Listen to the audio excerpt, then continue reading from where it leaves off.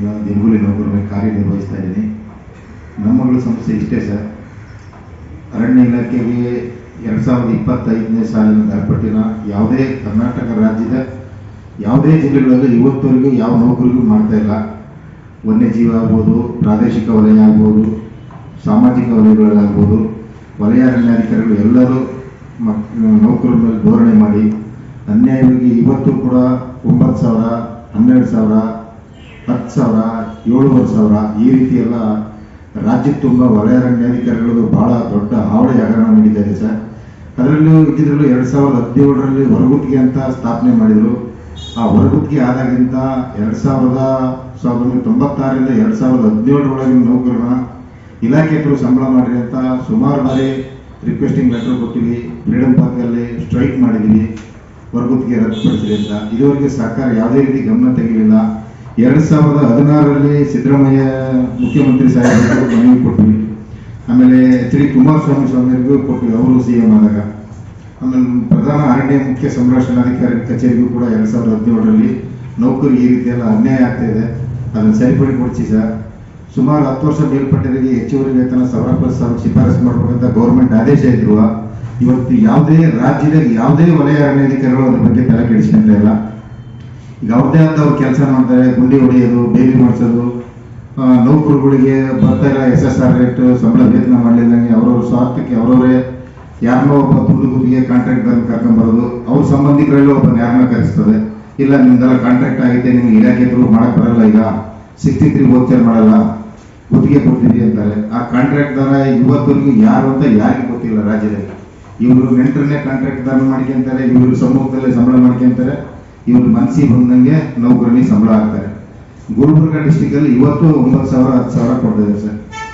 ಕೊಟ್ಟೂರು, ಕೂಡ್ಲಿಗಿ, ಹರಪನಹಳ್ಳಿ ತಾಲೂಕಲ್ಲಿ ಇನ್ನೂ 12,000. ಶಿವಮೊಗ್ಗ ಜಿಲ್ಲೆಯಲ್ಲಿ ನಾನು ಅದೇ ಶಿವಮೊಗ್ಗ ಜಿಲ್ಲೆಯ ಹುಡುಗನೇ, ಅಲ್ಲೇ ನಾನು ಡ್ಯೂಟಿ ಮಾಡ್ತೀನಿ. ನಾನಿರೋ ಸರ್ಕಲಲ್ಲಿ 17,000 ನೀಡ್ತಾ ಇದ್ದಾರೆ. ಅದೇ ಶಿವಮೊಗ್ಗ ಸರ್ಕಲಲ್ಲಿ ತೀರ್ಥಹಳ್ಳಿ ವಿಭಾಗದಲ್ಲಿ 15,000, 16,000 ಆಗ್ತಿದ್ದಾರೆ. ಅದೇ ಶಿವಮೊಗ್ಗ ಜಿಲ್ಲೆ ಸಾಗರ ವಿಭಾಗದಾಗ ಇವತ್ತು 12,000 ಕೊಡ್ತಾರೆ. ಅವ್ರಿಗೆ 2016ರಿಂದ ಮನವಿ ಕೊಡ್ತಾ ಬರ್ತಿದ್ದೀವಿ. ಆ DFO ಇವತ್ತವರೆಗೂ ತಲೆ ಕೆಡಿಸ್ಕೊಂತ ಇಲ್ಲ.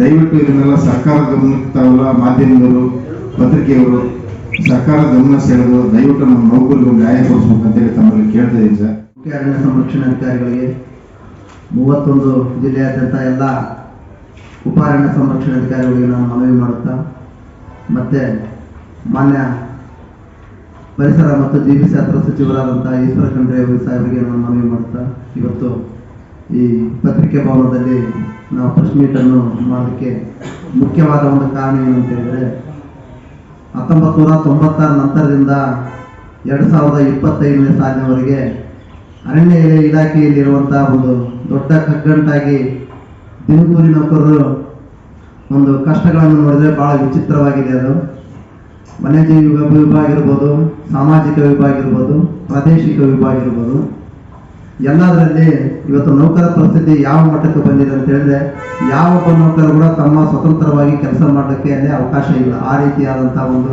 ದೊಡ್ಡ ಪ್ರಮಾಣದಲ್ಲಿ ಅರಣ್ಯ ಇಲಾಖೆಯಲ್ಲಿ ಇವತ್ತಿದೆ. ಅದು ಯಾವ ಕಾರಣಕ್ಕಿದೆ ಅಂತ ನಮಗೆ ಗೊತ್ತಿಲ್ಲ.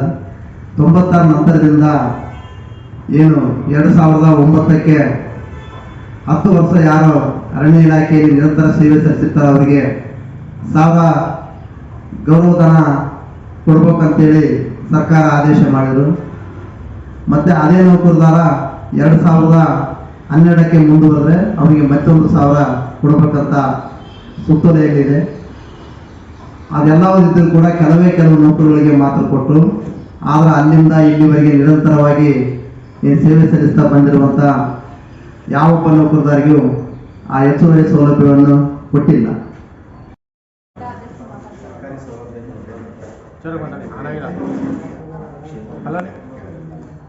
ಜಿಲ್ಲಾಧ್ಯಕ್ಷ ಮಾತಾಡ್ತಾ ಇರೋದು.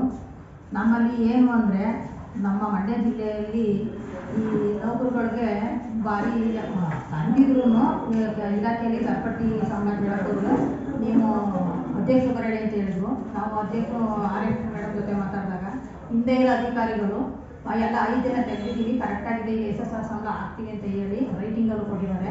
ವರ್ಗಕ್ಕೆ ರದ್ದು ಮಾಡಿ ಅಂತ ಹೇಳಿದ್ರೆ ಮತ್ತೆ ವರ್ಗಕ್ಕೆ ಅಂತ ಸೇರಿಸ್ಕೊಟ್ಟಿದ್ದಾರೆ. ಅದರಲ್ಲಿ ನಾವು ಆರೋಗ್ಯ ಮೇಡಮ್ ಜೊತೆ ಮಾತಾಡಿದ್ರೆ ಈಗ ಕೊಡ್ತೀವಿ ಸಂಬಳನ ಅಷ್ಟು ಪಟ್ಟಿ ಕೊಡೋಕ್ಕಾಗಲ್ಲ ಅಂತ ಹೇಳಿದ್ದಾರೆ.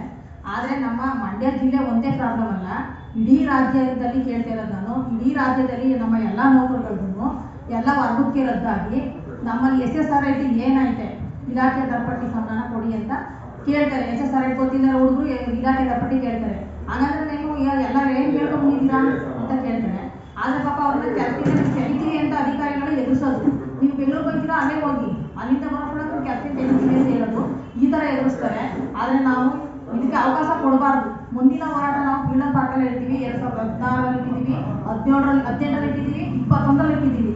ಅಷ್ಟರಲ್ಲಿ ನಾವು ಅಷ್ಟು ಸ್ಟ್ರೈಕು ಅಷ್ಟು ಸ್ಟ್ರಾಂಗ್ ಆಗಿ ಮಾಡಿದ್ರು ಸಾಲ ಮತ್ತು ತಿಮ್ಮಕ್ಕವ್ರನ್ನು ಕರೆದಿ ಮಾಡಿದ್ದೀವಿ. 2 ಬಾರಿ ಕರೆದಿದ್ದೀವಿ ಅವ್ರನ್ನು.